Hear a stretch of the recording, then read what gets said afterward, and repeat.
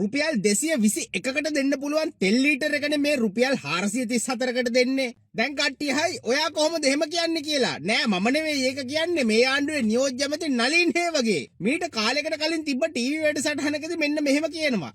බුදුමාට මම කියන ඉන්ධන මිල වැඩි වෙන්නේ නැටි හැමදාම. මේක කල්පනා කරලා බලන්න. හැම මාසෙම මෙහෙම වැඩි වෙන්නේ කොහොමද කියලා. දැන් මේ පෙට්‍රල් මිල වැඩි වෙන්නේ ලෝක වෙළඳ පොලේ හරි ට්‍රම්ප්ගේ මොන හරි එකක් නෙමෙයි. මේ ආණ්ඩුව බදු ගහන ඇතිපරමනේ මේ කියන්නේ. මේ තියෙන්නේ මේ බදු ගහන හැටි. කල්පනා කරලා බලන්න. පෙට්‍රල් ලීටර් එක මේ මම නෙවෙයි කියන්නේ. පාර්ලිමේන්තුවට දීපු උත්තරයක් මේ.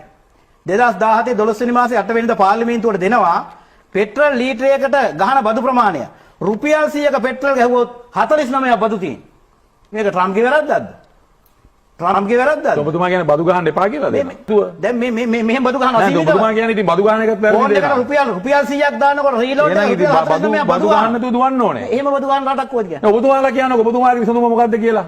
මෙහෙම බදු ගහලා මොකද්ද ඔයාලා කරන්නේ? නෑ ඔබතුමා නලින් හේවගේ කියන විදිහට රුපියල් 100ක තෙල් ගැහුවොත් ඒකෙන් රුපියල් 49ක්ම බදු විදිහට වදිනවා නම් රුපියල් 434කින් ආසන්න වශයෙන් රුපියල් 212ක් බදු වෙන්න ඕනේ. එහෙම නොවෙන්න නම් එදා ඒ තිබ්බ බද්ද වේ ආණ්ඩුවෙන් අයින් කරලා තියෙන්න ඕනේ. දැන් නලින් හේවගේ හරි ලෝක යුද්ධය නිසා හරි ට්‍රම්ප් නිසා හරි හෝමුස් හින්දා හරි ලෝක තෙල් අර්බුදයේ හින්දා හරි මොකක් හරි මේ ලෝකෙ ගැන කියන කාරණයක් නිසා තෙල් මිල ඉහළ යනවා කියලා කියන ඩෝබියෙක් ඇවිල්ලා කියන්න මොන බද්දද එදාට වැඩිය මේ ආණ්ඩුවෙන් අඩු කරලා තියෙන්නේ කියලා. හරි මුන් කියන විදිහට කලින් තිබ්බේ හොරා කන ආණ්ඩුවේ ඒව ජනතාවාදී ආණ්ඩු නෙවෙයිනේ. මේකනේ ඉතිහාසයේ පළවෙනි ජනතාවාදී ආණ්ඩුව. එහෙමනම් ඇයි මේ ජනතාවාදී ආණ්ඩුව අර කියපු හෙන ගහන බදු අඩු කරන්නේ නැත්තේ කියලා සමස්තයක් වශයෙන් අවසාන වතාවටත් අහන්නේ. රුපියල් 100න් 49ක් නලින් හේවගේ කියන විදිහට එදා ගත්තේ බදු නම් අද ඒ බදු වලින් මොනවද අයින් කරලා තියෙන්නේ? තාමත් රුපියල් 149ක් මේ ආණ්ඩුවෙන් බදු ගන්නවද? පුළුවන් නම් කියන්න දැන් ගන්න රුපියල් 100ට රුපියල් 10යි බද්ද කියලා. අන්න එතකොට අපිට හිතා ගන්න පුළුවන් ලෝක අර්බුදය නිසා මේ තෙල් ගණන් ගිහිල්ලා තියෙනවා කියලා.